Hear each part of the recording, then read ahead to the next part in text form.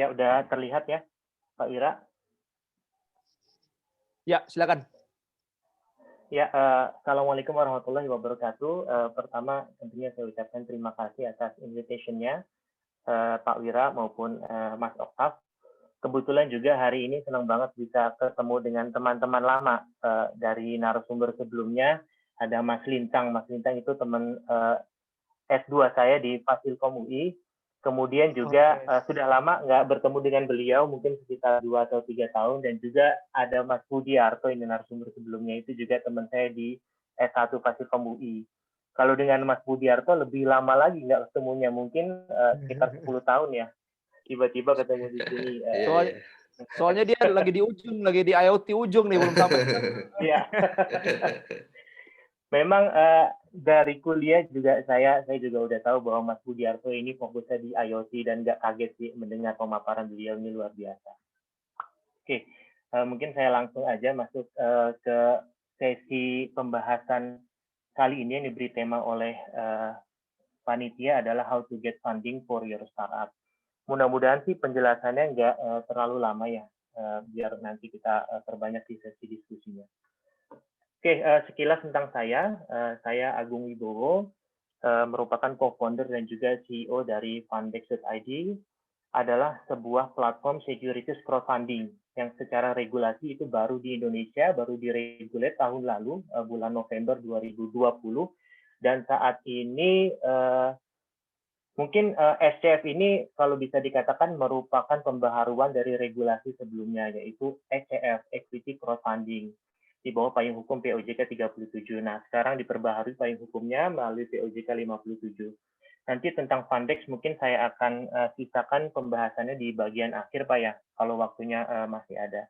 Kemudian juga berbarengan dengan itu, saya juga ada satu corporate atau company lain yang juga saya sedang develop, merupakan software house bernama Core Initiative Studio. Degree saya Master of Computer Science di Fasilkom, Fakultas Ilmu Komputer UI ya, fokusnya di Deep Learning dan juga Artificial Intelligence.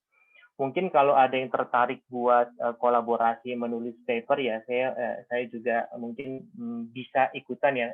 Kebetulan fokus saya dulu adalah Complex Value Convolutional Neural Network untuk domainnya di mass detection on the cancer ya. Jadi menggunakan bilangan kompleks dalam convolutional neural network. Nah, kemudian juga saya 10 years experience di software engineering. Oke, mungkin sebelum melangkah lebih jauh, kita lihat dulu bagaimana history funding ya di seluruh dunia. Nanti kita akan lihat bagaimana di Asia dari tahun ke tahun. Ini saya kutip studi dari Atik Girni yang merupakan anak perusahaan dari McKinsey ya, bekerja sama dengan Google yang dilakukan pada tahun 2017. Ini sudah agak lama, tapi kita lihat datanya ini cukup menarik di sini. Fokus risetnya adalah pada tahun 2012 sampai 2016.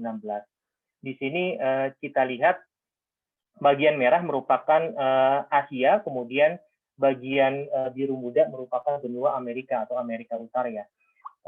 Total investment-nya kita lihat dua benua itu merupakan dua benua dengan total investasi tertinggi. Untuk Amerika Utara itu sekitar 524 miliar dolar dan juga untuk Asia secara keseluruhan itu sekitar 225 miliar dolar dari tahun 2012 sampai 2016. Kemudian kita coba lihat dari tahun ke tahun, ini kita coba zoom in lagi pada tahun 2012 sampai 2016. Ternyata kalau kita lihat data historicalnya, Asia itu catching up. Kita lihat dari tahun 2012, percentage-nya adalah sekitar 8%, kemudian 10%, kemudian naik lagi 11%, 15%, dan juga 16%. Oh sorry, Asia ini nomor 3 ya, nomor 2-nya itu Eropa. Total deals-nya kira-kira seperti itu. Dan kalau kita lihat bagian kanan ya, untuk jumlah investasinya ini meningkat secara signifikan. Dari awalnya 13% dari keseluruhan total investasi yang tercatat di venture capital, kemudian meningkat di tahun 2013 15%, kemudian 2014 21%, 2015 31%, hingga 33% di tahun 2016. Artinya di sini kita lihat kenaikan yang sangat signifikan di benua Asia, di mana di benua-benua lainnya itu tidak sesignifikan itu. Bahkan di Amerika bagian utara itu mengalami penurunan. Kemudian kita coba zoom in lagi ke level Asia yang kita lihat memang negara-negara tersebut memang kita tahu sebagai negara dengan kontributor teknologi tertinggi, yaitu India, China, dan juga di bagian negara Southeast Asia, termasuk Indonesia di dalamnya. Kalau kita lihat dari tahun ke tahun juga mengalami peningkatan yang cukup signifikan di bagian bagian Southeast Asia ya. Dari tahun 2012 kita lihat, kemudian 2013 dari total deals-nya bertambah 1.900, 2014 menjadi 2.700, kemudian 2015 meningkat lagi, dan seterusnya. Untuk total investment-nya juga kita lihat sangat signifikan untuk di benua bagian Southeast Asia ya. Dari awalnya hanya 0,3%, kemudian meningkat lagi menjadi 1,7, kemudian meningkat lagi hingga terakhir di tahun 2016 meningkat menjadi 8,1%, 6,8% dari keseluruhan investment yang ada di dunia. Nah, kalau kita lihat pada tahun 2017 pun kondisinya kurang lebih, karena ini penelitian baru dilakukan tahun 2017, maka ini belum rampung sebenarnya, cuma diestimasikan pada saat itu penelitiannya meningkat menjadi sekitar 10% dari keseluruhannya. Nah, kemudian kita coba zoom in lagi di level Southeast Asia. Di situ kita lihat ada 3 negara yang merupakan top 3. Yang pertama tentunya Singapura, kemudian negara kita juga masuk ke top 3 di Southeast Asia, yaitu Indonesia dan juga Malaysia. Dan kalau kita lihat pertumbuhannya baik dari sisi total deals di bagian kiri maupun total investment di bagian kanan juga kita lihat cukup menarik, khususnya untuk Indonesia. Total deals-nya kita lihat dari tahun ke tahun 2012 sampai 2016 ini meningkat dari 10% hingga berakhir 20% dari keseluruhan total deals di Southeast Asia. Singapura masih merajai di sini posisi pertama, namun Indonesia menempati posisi kedua. Untuk total investment-nya juga di tahun 2016 kita lihat Singapura number one-nya kita berada di posisi kedua. Nah, di Indonesia sendiri kalau kita mau lebih zoom in lagi, untuk deals dan juga value investasinya kurang lebih seperti ini angkanya. Jadi untuk lokal investor, dia memegang persentase deals-nya ini sebenarnya majority, di atas 50%, namun dengan value yang minority, yaitu sekitar 28%. Di mana untuk investor luar, total deal-nya mungkin sedikit lebih sedikit daripada lokal investor, namun dengan value investasi yang majority. Nah, kemudian ini ada studi yang berbeda dari Ethicity juga pada tahun 2020, kali ini bekerja sama dengan Alpha JWC, kalau yang sebelumnya dengan Google, di mana tidak dilanjutkan penelitiannya di tahun selanjutnya. Kemudian kita lihat ini zoom dari tahun 2016 sampai 2020, kita lihat juga angkanya juga cukup promising ya. Jadi kalau kita lihat dari tahun 2019 sampai 2020 itu investment di Indonesia itu lebih dari 2 kalinya. Walaupun di tahun 2019 memang kita lihat datanya agak sedikit berkurang dari tahun-tahun sebelumnya. Nah, kalau ini adalah data dari Amvesindo, Asosiasi Venture Capital dan Startup Indonesia, yaitu total transaksi dan juga jumlah pendanaan yang terjadi di Indonesia pada tahun 2017, 2018, dan juga 2019. Di mana kita lihat 2017, jumlah pendanaannya hampir 3 miliar dolar, kemudian 2018 menurun hampir setengahnya, kemudian 2019 naik lagi, menjadi hampir 3 dolar lagi. Namun yang perlu dilihat di sini adalah 3 miliar dolar. Namun yang perlu dilihat di sini adalah jumlah transaksinya yang cenderung meningkat dari tahun 2017 sampai dengan tahun 2019. Kalau kita lihat lagi di sini investment by stage-nya, seed funding masih memegang dominansi ya. Kemudian untuk pre-series A, series B, dan seterusnya makin lama kita lihat makin sedikit, namun dari tahun ke tahun kita lihat semakin ada peningkatan. Nah, kalau tadi dari narasumber sebelumnya menyebutkan bahwa ICT di Indonesia ke depannya ini bakal gila-gilaan. Nah, kita lihat datanya yang dikeluarkan oleh Alpha JWC di sini, even terdampak oleh pandemi, kita lihat ICT masih survive dengan rate sekitar 11%, di mana kita lihat semuanya mengalami penurunan. Untuk logistik kita lihat termasuk yang cukup parah, minus 17%, kemudian trading juga, construction juga, dan lain sebagainya. Nah, di sini kita lihat memang cukup promising untuk bisnis-bisnis di domain ICT.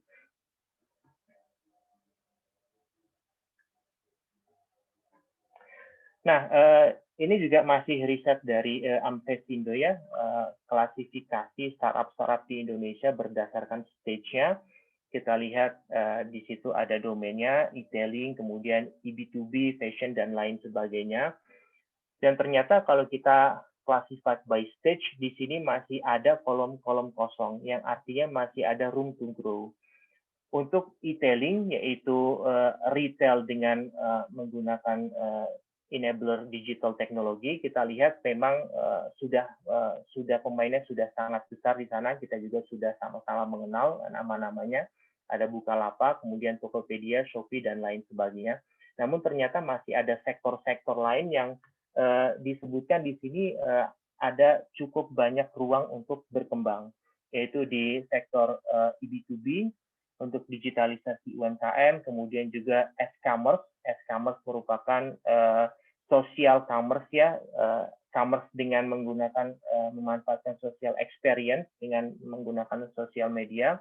Kemudian juga sektor food tech di sini kita lihat even kopi kenangan itu masih ada di stage ini, masih terkategorisasi di fase growth.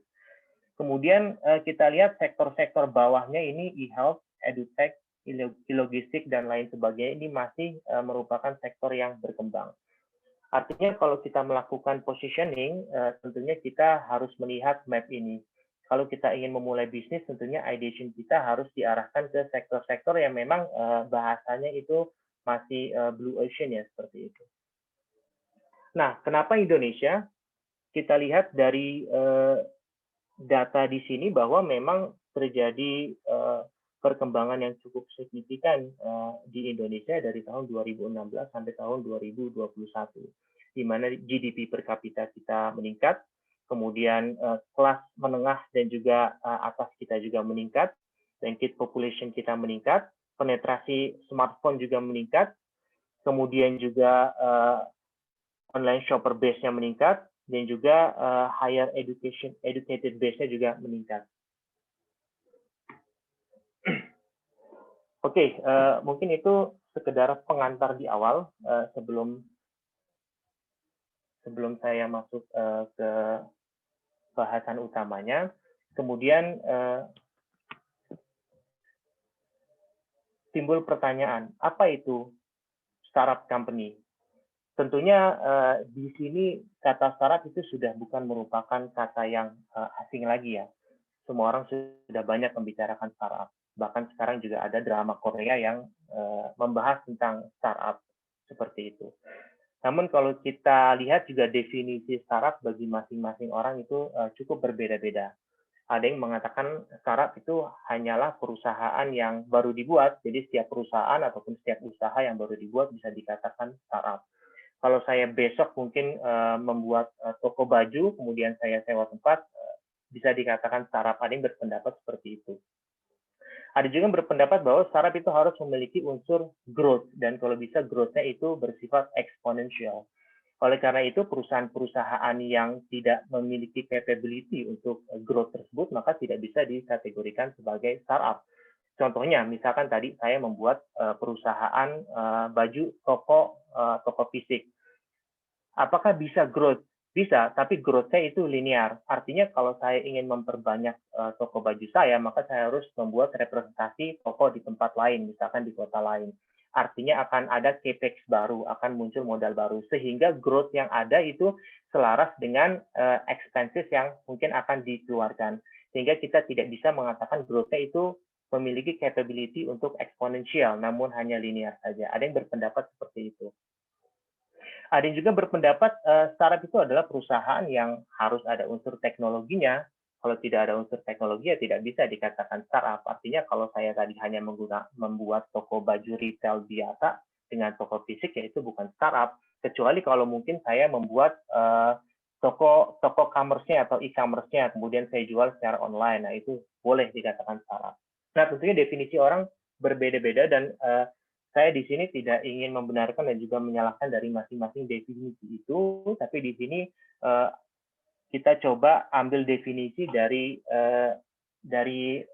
Steve Blank ya, di mana definisi ini sudah cukup banyak dan sudah cukup memformalkan definisi startup, di mana kata Steve Blank di sini, startup adalah organisasi sementara yang didesain untuk mencari repeatable dan juga scalable business model. Artinya di sini kita melihat startup itu adalah sebuah organisasi yang sedang dalam proses pencarian. Proses pencarian itu apa ya? Business modelnya.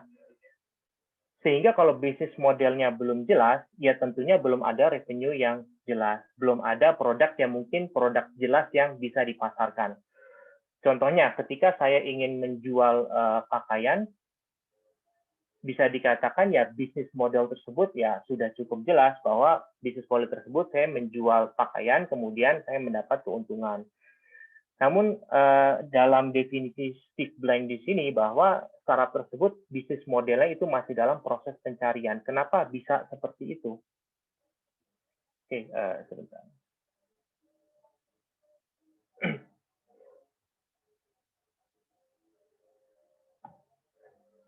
Kenapa masih bisa dalam proses pencarian? Karena biasanya dalam startup itu kita mencari sesuatu yang pada akhirnya sesuatu tersebut harus match dengan kebutuhan pasar.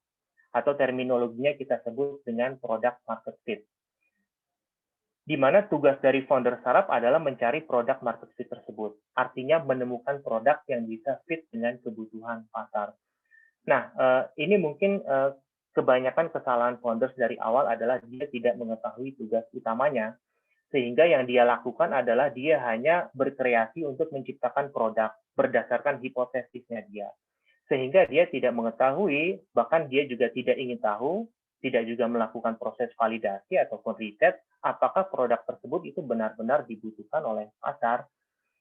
Sehingga dia dengan asiknya membangun tim, kemudian membentuk satu produk yang mungkin produknya itu sudah ada dalam bayangan dia, dengan hipotesis-hipotesisnya founders itu sendiri, kemudian juga tentunya mengeluarkan uang, ada cash burn di situ, namun pada saat produknya jadi, karena dia belum pernah sama sekali menanyakan kepada customer, apakah produk ini Anda sukai, apakah Anda membutuhkan produk ini, maka dia tidak menemukan produk market fit. Artinya ya produknya itu tidak laku di pasaran, tidak ada yang menginginkan produk tersebut. Akhirnya apa yang terjadi? Dia sudah mengeluarkan banyak cash, kemudian kalau dia mungkin tidak mendapatkan investasi lanjutan, ataupun dia mendapatkan investasi lanjutan namun masih melakukan hal yang serupa seperti itu, maka kemungkinan besar dia akan gagal. Dan banyak kasus-kasus seperti itu disebutkan dalam studi-studi startup ya, misalkan dalam buku The Startup Owners Manual atau The Lean Startup, kasus-kasus startup yang failed karena hal tersebut. Jadi startup itu adalah sebuah temporary organization yang didesain memang untuk mencari bisnis model yang repeatable dan juga scalable. Nah, dalam proses pencarian bisnis model yang repeatable dan juga scalable, tentunya dibutuhkan proses yang disebut dengan riset. Riset ini bisa bermacam-macam, bisa riset produk, kemudian bisa riset customer, bisa juga misalkan riset UI UX. Intinya dari proses riset ini adalah kita menentukan apakah produk market fit itu bisa tercapai.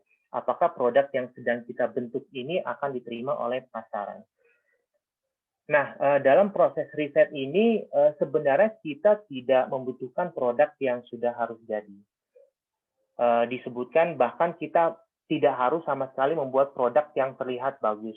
Bahkan ada yang menyebutkan bahwa sebisa mungkin kita buat produk seburuk mungkin, namun produk tersebut sudah bisa jalan end-to-end. Kenapa kita harus buat produk seburuk mungkin? Karena tujuan utama kita bukanlah membuat produk, tapi tujuan utama kita adalah mencari produk market fit, mencari apakah produk ini kira-kira bisa diterima oleh pasaran. Oleh karena itu kita kenal istilah yang disebut dengan minimum viable product, di mana produk tersebut sudah memiliki fungsionalitas dasar, namun memang belum bisa berjalan secara komprehensif, secara menyeluruh. Namun fungsionalitas dasarnya sudah bisa dilakukan di sana. Atau bisa juga disebut sebagai prototype seperti itu. Nah, kenapa prototype ini menjadi penting? Karena di prototype itu tentunya effort yang dikeluarkan itu sangat minimum, tidak sebesar kita membuat produk jadi. Sehingga dengan effort minimum tersebut, jika memang ada adjustment, ada perubahan, ada proses mungkin pivot ataupun iterasi, developer ataupun tim itu masih bisa melakukan penyesuaian dengan sangat baik. Tidak banyak hal-hal yang perlu dirubah seperti itu. Nah, dalam proses riset, baik itu riset pasar, kemudian marketing, riset produk ataupun riset UI UX, tentunya founders ataupun startup itu membutuhkan uang. Nah, ya kalau kita lihat journey dari startup kira-kira seperti ini. Jadi disebutkan oleh Steve Blank bahasa startup itu merupakan IDE atau Innovation Driven Enterprise, di mana dia memiliki karakteristik yang sama sekali berbeda dengan SME atau Small Medium Enterprise, atau bahasa di Indonesia mungkin kita sebut sebagai UMKM ya, usaha mikro kecil dan juga menengah. Di mana kalau kita membuat UMKM, mungkin hari ini kita membuat usaha, misalkan kita jualan bakso atau mie ayam, hari ini kita buka usaha, di hari ini kita sudah bisa mendapatkan revenue atau mendapatkan profit. Karena growth-nya linear. Namun sekali lagi dengan growth linear tersebut, ketika kita ingin melakukan scale up dari sisi bisnis, maka expense kita yang keluar juga bisa jadi akan setara dengan scale kita tersebut. Jadi tadi misalkan saya buat usaha bakso, kemudian saya ingin scale up, maka saya harus membuat toko-toko bakso di beberapa tempat. Nah, karakteristik tersebut berbeda dengan startup. Di sini disebutkan startup once mereka mendapatkan funding atau mendapatkan pendanaan atau investasi, maka dia sudah pasti akan membuang investasi tersebut atau membakar uang tersebut dengan tanpa mendapatkan revenue sepeser pun. Karena apa? Karena tadi yang sudah saya sebutkan sebelumnya, dia akan fokus untuk melakukan riset. Riset itu baik dari sisi product development ataupun dari sisi riset customer dan lain sebagainya. Dan pada fase riset tersebut, mostly startup, walaupun mungkin ada saja startup yang juga melakukan bootstrapping untuk mendapatkan revenue dari pos-pos tertentu, tapi mostly startup dia akan membakar uangnya di fase tersebut. Nah, dari fase awal mendapatkan funding sampai kemudian dia berhasil mendapatkan revenue, even itu sepeser pun, kita lihat dia akan selalu menurun. Phase-nya di sini, di mana titik kritisnya disebut sebagai valley of death. Nah, banyak startup yang gagal untuk bangkit dari valley of death ini. Dan dikatakan dalam studi-studi bahwa memang mortality rate startup itu sangat-sangat tinggi, angkanya hampir menyentuh bahkan 95%. Dan kebanyakan mereka akan gagal di fase ini. Karena apa? Karena mungkin kalau dari bahasan buku misalkan Lean Startup yang kalau dibaca, mereka memang tidak mengetahui apa itu esensi dari startup. Mereka memperlakukan startup, mereka menggunakan manajemen di dalam usaha ataupun company startup sama saja dengan usaha atau company besar seperti itu. Karena memang yang harus jadi catatan adalah startup itu bukan merupakan versi kecil dari perusahaan besar. Jadi startup merupakan satu model sendiri yang dia tuh bukan merupakan versi mini dari perusahaan besar. Sehingga manajemennya pun berbeda, kemudian produk development-nya pun berbeda, how to maintain customer pun berbeda, dan lain sebagainya. Nah, kemudian setelah melewati Valley of Death ini, bisa dikatakan disinilah fase startup sudah mulai mendapatkan revenue. Ini mungkin kira-kira dari proses risetnya sudah ada customer yang kurang lebih tertarik, kemudian mereka coba merilis alpha beta versionnya dan sudah ada customer yang tertarik menggunakan misalkan, dan juga mereka sudah bisa mendapatkan sedikit revenue.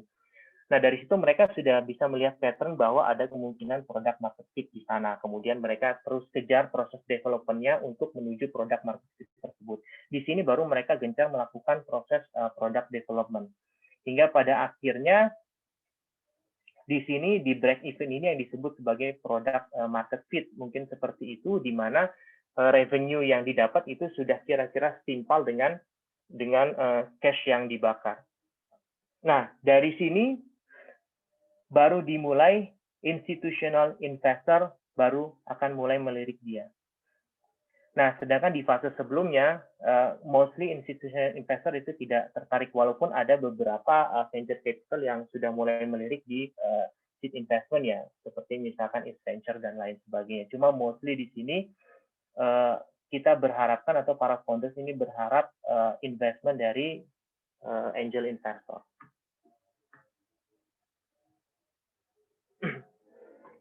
Oke, kita sudah lihat perjalanan startup dari awal seperti apa, bagaimana bergantungnya atau sangat bergantungnya startup terhadap uang investasi ataupun funding untuk kelangsungan proses risetnya mereka. Kemudian pada akhirnya kita tentunya ada pertanyaan, terutama untuk para founder, apa sih yang sebenarnya investor lihat di setiap perusahaan startup? Tentunya ada banyak ya yang mungkin investor lihat, dan tentunya ini akan berbeda-beda antara satu investor dan investor lain, antara perusahaan antara investor individu maupun investor perusahaan dan yang lainnya. Tapi kira-kira kalau bisa disimpulkan, yang dilihat oleh investor kurang lebih adalah 3 hal berikut dari sebuah startup. Yang pertama adalah mereka melihat di founding team, kemudian mereka akan melihat di market size, dan juga mereka akan melihat di unsur teknologi yang dibawa oleh startup tersebut. Kenapa founding team? Banyak founders baru yang mengatakan bahwa ide mereka ini sangat brilian. Mereka tidak ingin ide mereka dicuri oleh orang lain. Padahal mereka belum memulai selangkah pun untuk merealisasikan ide mereka. Ternyata kalau kita bertemu dengan investor, ide itu tidak setinggi itu nilainya, bahkan ide itu mendekati nol. Investor tidak akan pernah berinvest dengan ide-ide para founder. Lalu apa yang investor lihat? Investor itu akan melakukan investasi terhadap founding team-nya, terhadap orangnya. Karena yang diinginkan investor adalah perusahaan tersebut dieksekusi dengan benar. Ide tersebut dieksekusi dengan benar.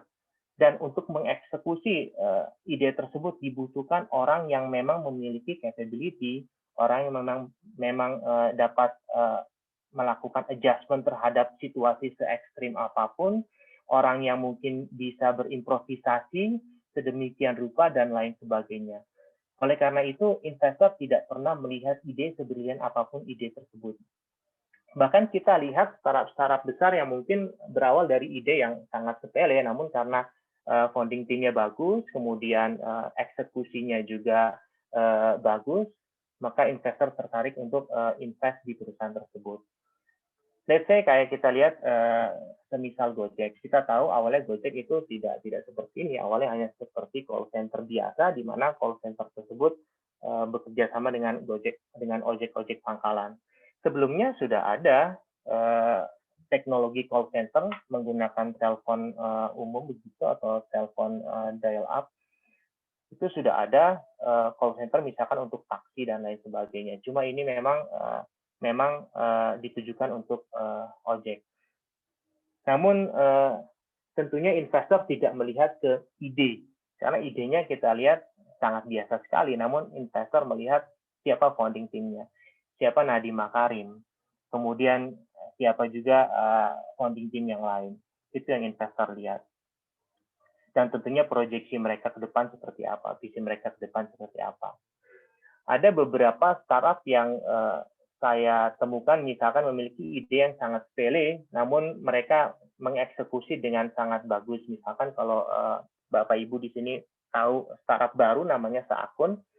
Saakun ini mereka mengumpulkan orang-orang untuk menggunakan service seperti misalkan Spotify atau YouTube Premium dan lain sebagainya, di mana kita ketahui mostly dari service tersebut menyediakan skema langganan family. Let's say ada 4 atau 5 orang berkumpul dan menjadi lebih murah harganya, bisa setengah bahkan sepertiganya. Nah, Seakun ini satu platform biasa yang dia mengumpulkan orang-orang tersebut. Let's say ada 4 atau 5 orang sebagai grup dan juga satu sebagai leadernya. Leadernya ini harus memiliki kartu kredit karena untuk payment ke sisi dari provider service-nya itu harus menggunakan kartu kredit. Dan it works. Mereka sudah mendapatkan revenue dan sampai sekarang kalau saya pantau itu growth-nya itu cukup signifikan. Artinya di sini kita lihat ide itu bisa dikatakan almost zero. Tapi founding team dan juga eksekusi yang seamless itu yang menjadi kunci utama yang investor lihat. Yang kedua tentunya market size-nya.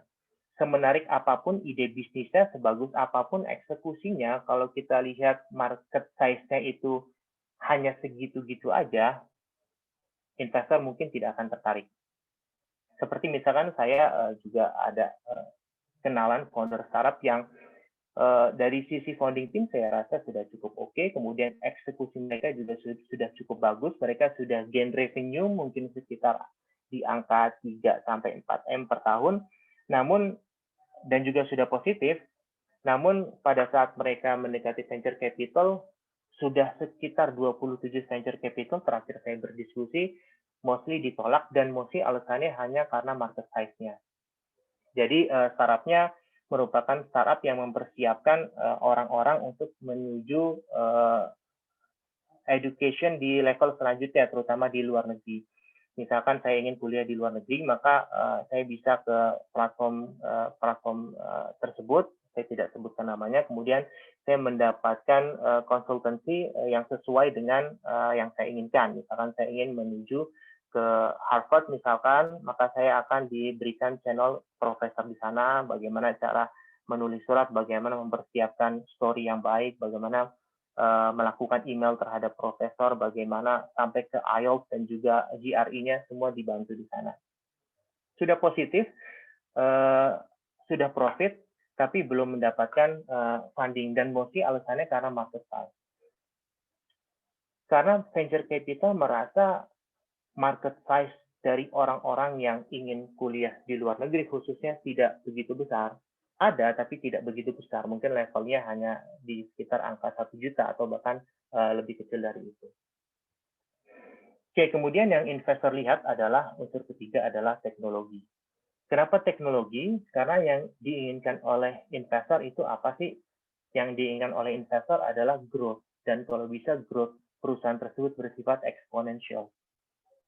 Nah, growth tersebut tidak akan bisa dicapai kalau tidak ada unsur teknologi, mostly. Baik itu teknologi sebagai enabler atau teknologi memang sebagai core dari bisnisnya. Let's say kayak studi kasus Gojek. Apa sih itu Gojek? Gojek itu ya simple, hanya mempertemukan antara orang yang membutuhkan jasa ojek dan juga ojek itu sendiri. Apakah sebelumnya sudah ada model bisnis seperti itu? Mungkin kita lihat semacam ojek pangkalan yang scale-nya lebih besar. Di masa-masa dulu kita sering lihat semacam ada satu bos begitu yang kemudian dia memiliki ojek sekitar 50 ojek dan dia itu bisa melakukan channeling dengan para customer. Artinya kayak semacam full taxi begitu tapi khusus untuk Gojek. Ada model seperti itu sudah ada.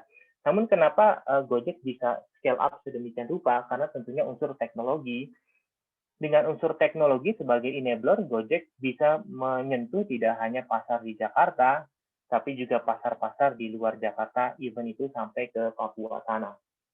Dengan tanpa harus mengeluarkan expenses ataupun uang untuk capital expenditure yang cukup besar. Mereka bisa melakukan scale up dan itu enablernya adalah teknologi, adalah internet. Kemudian ada juga memang teknologi yang dia bukan sebagai enabler tapi memang core teknologi dari produk tersebut. Core bisnisnya dari produk tersebut adalah teknologi itu sendiri. Seperti misalkan kita lihat mobil listrik Tesla begitu, ya memang itu adalah hasil riset mereka mereka membentuk satu model mobil yang cukup efisien pemanfaatan listriknya, kemudian mereka bisa mempackage sedemikian rupa baterai tersebut tidak hanya untuk melengkapi sebagai sumber tenaga mobil, tapi juga untuk bahkan menjaga keseimbangan mobil dengan menempatkan baterai-baterai sedemikian rupa. Kemudian mereka juga berhasil menyelesaikan masalah panas dalam baterai ya dengan membuat baterainya itu ya seperti baterai-baterai kecil biasa, namun disusun sedemikian rupa hingga jumlahnya ribuan. Nah, itu adalah teknologi yang dibawakan, dan teknologi itu tentunya menjadi magnet bagi orang-orang seperti kita untuk memanfaatkan teknologi baru tersebut. Karena biasanya kalau ada teknologi baru itu kalau tidak lebih murah, lebih efektif ataupun lebih efisien seperti itu. Nah, apa yang sebenarnya investor inginkan? Tadi juga mungkin sudah disebutkan bahwa sebenarnya yang investor inginkan adalah growth dari perusahaan. Dan dalam case startup, mostly yang diinginkan investor adalah exponential growth. Growth-nya itu exponential. Tidak peduli revenue ataupun pendapatan ataupun misalkan GMV dan lain sebagainya, itu hanyalah metrik-metrik yang nanti pada akhirnya akan menentukan growth-nya dari tahun ke tahun itu seperti apa. Oke, tadi sekilas tentang investor, dan mungkin masuk ke bahasan selanjutnya, yaitu apa sih yang harus diketahui oleh para founders ataupun para pelaku startup untuk mendapatkan funding. Ya, pertama funding itu ada banyak. Para founders tentunya bisa memilih funding yang tepat untuk perusahaannya. Yang paling common fundingnya adalah tentunya equity, di mana di sini founders melepaskan sebagian dari percentage equity-nya untuk dibagikan kepada pihak yang berinvestasi atau investor untuk kemudian mendapatkan dana yang diinginkan. Nah, equity ini juga tipenya sebenarnya ada beberapa. Yang pertama adalah common stock, kemudian preferred stock, dan juga stock option. Untuk common stock ini bisa dikatakan itu adalah saham biasa, di mana pemegang saham itu memiliki hak suara sebesar equity atau sebesar percentage equity yang dimilikinya. Nah, ada lagi sebenarnya disebut preferred stock, yaitu satu tipikal saham yang kebanyakan venture capital dia pasti akan memilih tipe ini. Kenapa? Karena di preferred stock investor bisa mendapatkan satu atau dua privilege untuk keuntungan mereka, seperti misalkan, dan ini macam-macam bisa di-define nanti di term sheet-nya, tergantung dari kesepakatan antara investor dengan founders. Ada yang mereka meminta misalkan liquidation preference, jadi kalau aset-asetnya dilikuidasi, mereka itu harus mengembalikan dananya terlebih dahulu sampai kembali utuh, baru dibagikan ke common stock likuidasinya ada. Ada juga yang lain sebagainya. Namun yang perlu dicatat di dalam preferred stock biasanya para pemegang saham ini tidak memiliki hak suara atau hak bersuara.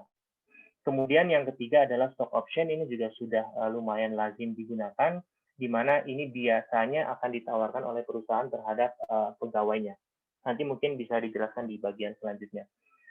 Lalu juga sebenarnya ada alternatif lain untuk investment, yaitu bond atau hutang, di mana di sini tentunya untuk perusahaan yang dia yakin bisa mengembalikan dana investasinya, tentunya mereka akan lebih memilih untuk berhutang saja dibandingkan harus menyerahkan sebagian equity mereka. Nah, ini juga mungkin bisa dilakukan oleh perusahaan-perusahaan yang sedang membutuhkan working capital, seperti misalkan software house atau perusahaan developers lain, di mana mereka sudah memiliki perjanjian dengan pihak ketiga untuk pengerjaan suatu hal, namun mereka membutuhkan working capital untuk pengerjaan tersebut. Maka instead of melepas equity-nya, mereka pasti akan lebih cenderung memilih untuk mengeluarkan bonds. Nah, yang ketiga yang sekarang seperti juga sudah mulai banyak dilakukan orang-orang ini adalah convertible notes ya. Di mana convertible note ini basicnya adalah bonds. Namun pada saat hutang tersebut jatuh tempo, investor diberikan pilihan apakah notes tersebut akan dikonversi menjadi saham atau notes tersebut atau hutang tersebut akan dikembalikan. Nah, tentunya ini ada plus minusnya. Kenapa harus convertible note kalau pada akhirnya akan menjadi equity juga? Nah, itu pertanyaan. Beda antara equity dengan convertible note itu apa sih? Salah satunya adalah waktu penentuan valuasinya. Ketika di penjualan equity, valuasinya tentunya ditentukan pada saat equity tersebut dijual. Let's say saya ingin menjual equity di tahun ini, maka saya harus menghitung valuasi perusahaan saya dulu, kemudian saya bernegosiasi dengan investor setuju, maka dia akan membeli sejumlah valuasi tersebut. Namun dalam convertible note, ya, convertible notes itu pada awalnya seperti hutang biasa, kemudian ada mungkin ada interest-nya atau ada kuponnya, kemudian ditentukan waktu jatuh temponya. Let's say saya mengeluarkan convertible note di tahun ini, kemudian jatuh tempo 2 tahun mendatang. Nah, di 2 tahun mendatang ternyata perusahaan saya bagus, positif, dan growth-nya cukup menarik. Maka investor memutuskan, oke, saya akan mengkonversi hutang ini menjadi saham. Nah, yang menarik di sini adalah ketika ingin mengkonversi hutang tersebut menjadi saham, maka valuasi yang digunakan adalah valuasi pada saat hutang tersebut ingin dikonversi menjadi saham. Artinya dari sisi perusahaan bisa saja mendapatkan keuntungan kalau memang ada growth yang cukup signifikan dari sisi perusahaan di convertible ini. Karena pada saat investor itu melakukan konversi menjadi equity, valuasinya bertambah, maka percentage share-nya juga tentunya akan menjadi lebih minimal untuk investor. Maka ini adalah win-win solution sebenarnya yang juga tema ini banyak digunakan saat ini oleh para startup. Nah, yang kedua yang harus dipersiapkan adalah Anda harus memilih siapa investor Anda. Jangan biarkan random people atau random institution itu untuk memiliki equity di dalam perusahaan Anda. Anda harus memilih investor Anda sebelum mereka memilih Anda. Nah, dan juga setiap investor itu biasanya memiliki investment thesis yang berbeda-beda, terutama ini untuk institutional investor ataupun venture capital yang mereka memiliki tim due diligence sendiri biasanya. Dan mereka juga biasanya memiliki investment thesis yang berbeda-beda. Let's say, apakah mereka akan lebih menitik beratkan pada founders misalkan, atau mereka punya studi sendiri terhadap bidang tertentu ini, apakah kedepannya akan growth-nya akan cukup bagus dan lain sebagainya. Apakah investor tersebut memang cukup tertarik dengan satu segmen bisnis tertentu. Nah, itu yang harus dipelajari oleh para founders. Karena kalau kita lihat venture capital berdasarkan portofolio juga mereka punya spesifikasinya masing-masing ya. Ada yang memang spesifik investment di early stage company misalkan, atau bahkan lebih bawah dari itu di seed funding atau pre-series A. Ada yang memang spesifik investment di fintech misalkan dan lain sebagainya. Nah, itu harus dipelajari. Pastinya ketika Anda memang sedang membutuhkan pendanaan, ya Anda harus menyebar pitch deck Anda seluas mungkin, tapi Anda juga harus punya prioritas. Karena pada akhirnya itu Anda harus membangun koneksi dengan investor ataupun dengan venture capital. Dan biasanya memang investor itu in the first place, mereka nggak akan langsung invest di Anda. Mereka itu akan melihat Anda, terutama apa yang mereka lihat balik lagi ke growth-nya. Jadi jangan sampai ketika Anda ditolak oleh satu venture capital tertentu, Anda memutus koneksi dengan venture capital itu. Terus bangun koneksi, terus bangun relasi, karena dengan itu mereka jadi aware dengan Anda. Anda akan terus berada di radarnya mereka. Dan once mereka lihat Anda cukup bagus untuk diinvest, mereka pasti akan menghubungi Anda. Nah, ini adalah beberapa investor, mungkin di sini juga sudah pada tahu siapa sih yang bisa invest di Anda.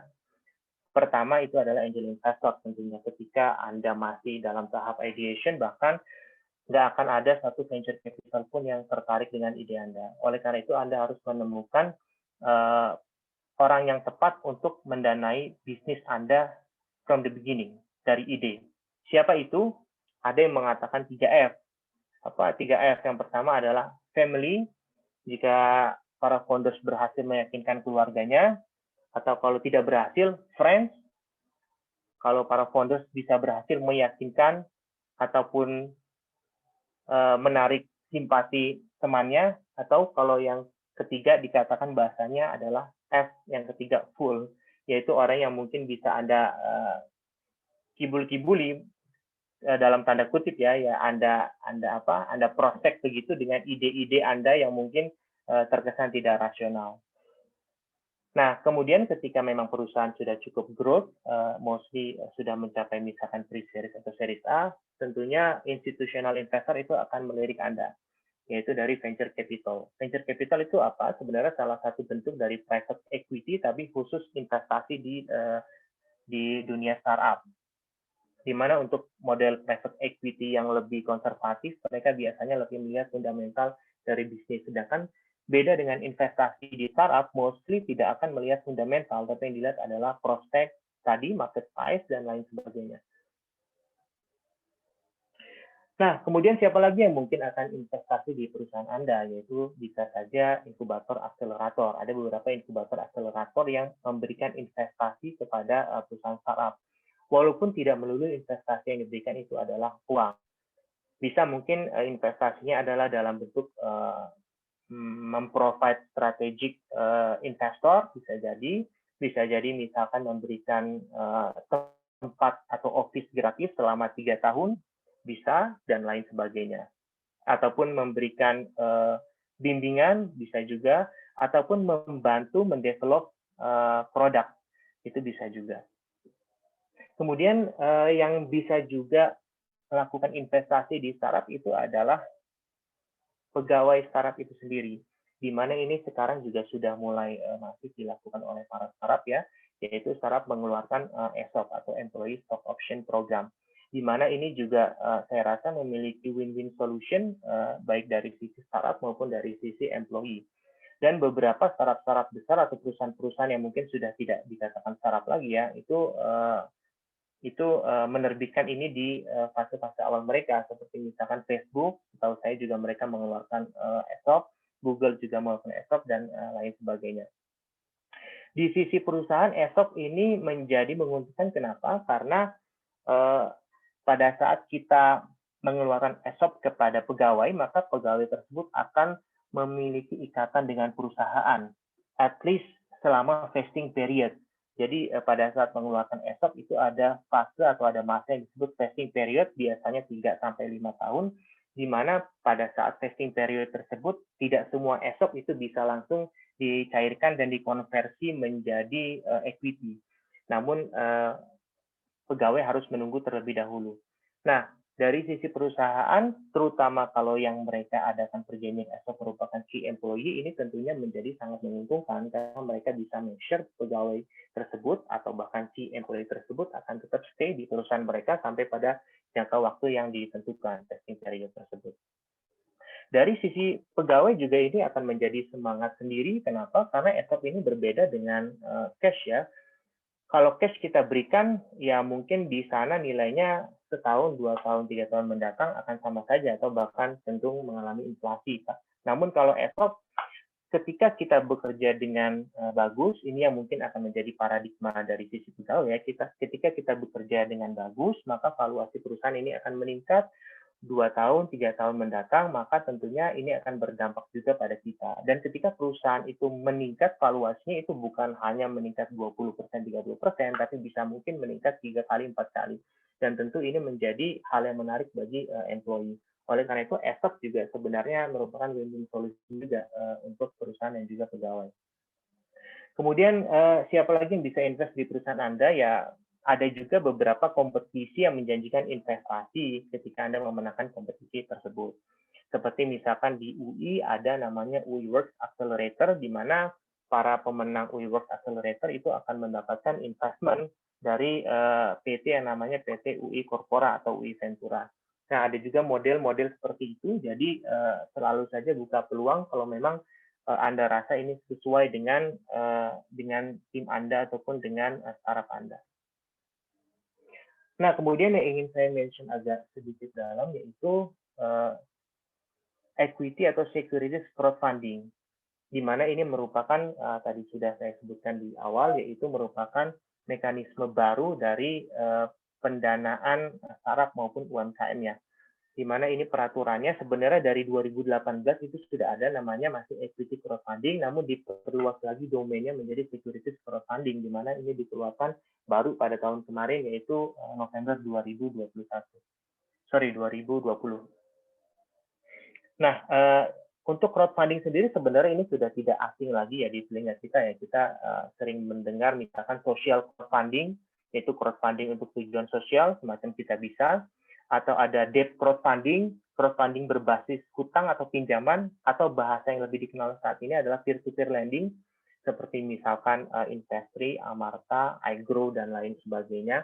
Nah, ini adalah model baru, yaitu securities crowdfunding, di mana crowdfunding ini memang ditujukan untuk menjual equity, securities, atau bisa juga nanti yang bersifatnya obligasi atau bahkan sukuk. Dan sifatnya ini juga merupakan crowd based. Nah, di Indonesia ini memang baru diregulasi, nama regulasinya itu POJK 57. Sebenarnya kalau bisa dibahasakan secara sederhana, ini mirip dengan stock market tapi untuk small medium enterprise dan juga IDE ataupun startup innovation driven enterprise. Nah, sebenarnya ini bukan barang yang baru. Kalau kita benchmark ke luar sana, sudah ada equity crowdfunding dari semenjak 5-6 tahun lalu. Misalkan di luar kita kenal ada platform semacam Start Engine, Fundable.com, EquityNet.com, dan lain sebagainya. Dan sudah cukup sukses di mana mostly perusahaan-perusahaan tersebut adalah perusahaan startup atau teknologi. Nah, di Indonesia sendiri, kalau kita lihat dari masing-masing penyelenggara, itu memang mereka bersifat tematik ya, khusus untuk equity atau securities crowdfunding ini. Ada yang mereka menerbitkan penerbit, jadi bahasanya untuk startup di sini adalah penerbit, kalau mungkin di pasar modal adalah emiten. Mereka menerbitkan penerbit, ada yang UMKM, begitu. Jadi once misalkan saya melakukan investasi di perusahaan restoran, kemudian saya bisa mendapatkan dividennya. Dan kalau di sini dividennya tidak mesti 1 tahun, bisa jadi 3 bulan, 6 bulan, dan lain sebagainya.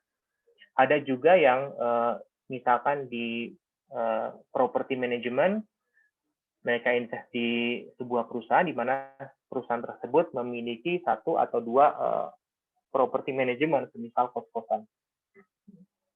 Nah, dari situ juga mereka bisa mendapatkan dividen dari keuntungan perusahaan per setiap bulan, 3 bulan, 6 bulan, atau tahun, ini bergantung dari masing-masing penerbit.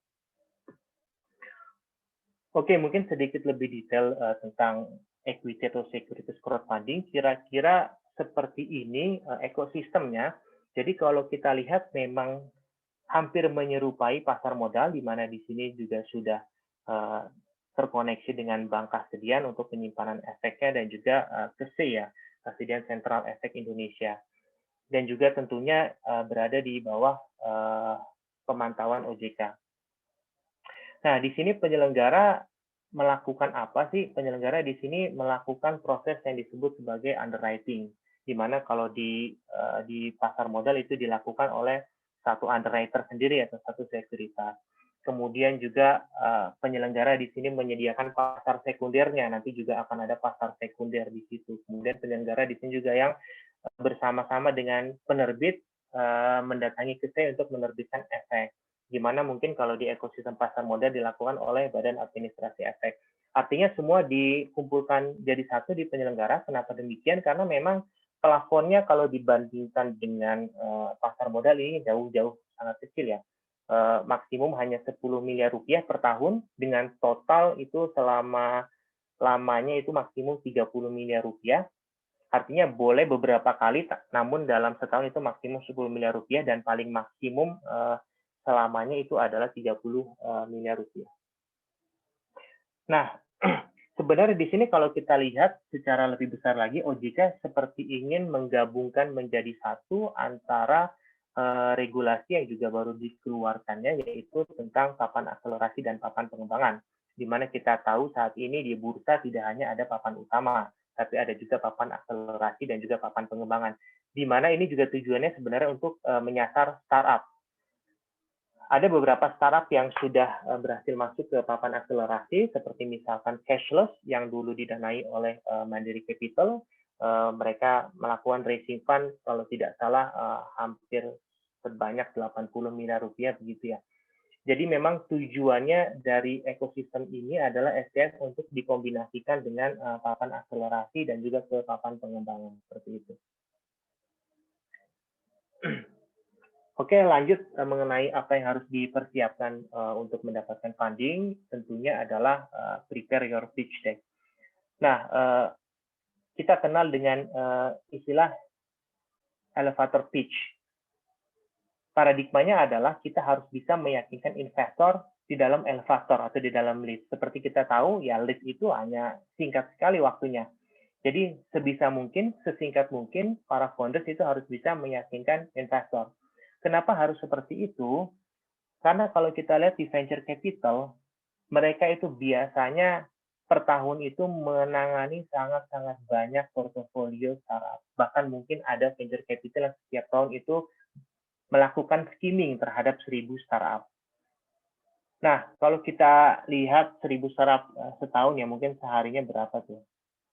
Ya seharinya bisa 2 kali ya, 2 atau 3 startup begitu. Artinya mereka sudah banyak sekali paham tentang startup, tidak hanya startup, tapi juga bidang-bidang di startup tersebut. Mereka tahu kompetitornya siapa, mereka tahu peluang pasar ke depan gimana, dan lain sebagainya. Artinya Anda tidak harus membuat pitch deck yang terlalu wordy, cukup fokuskan ke apa yang diingin investor. Apa itu yang tadi sudah disebutkan di awal. Jadi harus bisa meyakinkan mereka secepat mungkin. Nah, ini kira-kira apa yang ada di pitch deck. Kalau bisa diintisarikan, yaitu pertama ada introduction, kemudian problem yang Anda temui itu apa, kemudian solusinya itu apa, market size-nya itu seberapa besar sih, kemudian produknya juga mungkin bisa disebutkan secara sekilas, dan juga kalau sudah ada traction, seperti misalkan sudah ada subscribers untuk misalkan software as a service, atau gross merchandise value, misalkan untuk marketplace, dan juga untuk portal berita ada click-through rate ya, itu juga bisa disebutkan. Kemudian founding teams-nya, ini juga Anda bisa melakukan emphasizing di bagian sini, apa experience Anda, kemudian apakah Anda pernah merunning bisnis sebelumnya, juga studi Anda sebelumnya apa, dan lain sebagainya. Kemudian ada diagram competition, nih financial juga penting, baik itu financial report maupun financial projection ya. Terutama memang yang paling penting di startup adalah financial projection, jadi apa yang akan Anda lakukan ke depannya. Kemudian membutuhkan investasi berapa, untuk percentage equity berapa persen, dan akan digunakan untuk apa. Nah, mungkin di sini saya bisa tunjukkan pitch deck yang sering dijadikan acuan ya bagi para founders, yaitu pitch deck Airbnb. Nah, di sini kalau kita lihat memang sangat simple, straight to the point, nggak wordy, dan juga enak dilihatnya. Kita lihat di awal seperti ini, kemudian problemnya mereka apa, kemudian solusi yang mereka tawarkan, market validation cuma ada seperti ini, kemudian market size-nya sebesar apa, produknya apa, bahkan mereka tidak ada penjelasan sedikit pun di sini, hanya ada screenshot beberapa dari tampilan platform mereka, kemudian model bisnis mereka, market adoption, competition-nya, siapa kompetitor mereka, dan lain sebagainya. Kita lihat cukup simple. Oke, kemudian setelah Anda mungkin mendapatkan investor yang tertarik, terutama institutional investor, Anda akan diminta untuk menandatangani yang disebut sebagai term sheet. Nah, di sini Anda harus hati-hati membaca term sheet. Ada istilah-istilah yang sebelumnya Anda harus pelajari terlebih dahulu. Pertama yang Anda harus ketahui adalah bahwa biasanya institutional investor ataupun venture capital, dia akan meminta tipe saham yang bersifat preferred, saham preference atau preferred stock, di mana preferensi mereka itu ditujukan untuk dua hal ini. Biasanya ya, walaupun tentunya per masing-masing case investor itu akan berbeda-beda. Mereka akan meminta liquidation preference dan juga anti-dilutive protection. Jadi liquidation preference itu apa? Ketika perusahaan tersebut dilikuidasi dan memiliki aset-aset, maka preferred investor yang memiliki preferred stock, mereka akan didahulukan untuk dikembalikan dananya dibandingkan dengan investor yang memiliki saham common stock. Kemudian anti-dilutive protection adalah kita tahu ketika kita ingin melakukan pendanaan terhadap startup kita dan yang kita pilih adalah tipe equity, maka kita akan melepas porsi saham kita untuk dibagikan kepada investor baru. Nah, sebenarnya proses pelepasan saham itu secara teknis dilakukan dengan kita melakukan yang disebut dengan proses right issue, di mana perusahaan misalkan memiliki 1.000 lembar saham, maka dia akan menjual saham baru yang masih bersifat portable di perusahaannya dia. Itu bisa terlihat di akta perusahaan. Jadi ketika kita mendirikan perusahaan itu di aktanya akan terlihat modal dasarnya berapa dan modal disetor berapa. Pengurangan antara modal dasar dan modal disetor disebut sebagai saham portable. Ketika kita ingin melakukan right issue, maka kita harus mengeluarkan saham baru. Let's say tadi sahamnya berjumlah 1.000 lembar saham, kemudian kita mengeluarkan 200 lembar saham baru sehingga menjadi 1.200 jumlah lembar saham. Maka tadinya yang kita memiliki 100 lembar saham, percentage equity-nya 100 dibagi 1.000, 10% begitu, maka akan menjadi terdilusi karena sekarang 100 dibagi 1.200 akan lebih kecil dari 10%. Nah, itu adalah hal yang normal ketika kita melakukan right issue. Ketika perusahaan mendapatkan funding, valuasi bertambah, namun uang juga bertambah, walaupun porsi equity founders itu berkurang. Nah, anti-dilutive protection ini biasanya diminta investor, terutama venture capital, kalau valuasi perusahaan di masa mendatang itu lebih kecil daripada valuasi pada dia investasi. Jadi price per share-nya di saat mendatang itu lebih sedikit atau lebih murah dibanding price per share pada saat dia melakukan investment.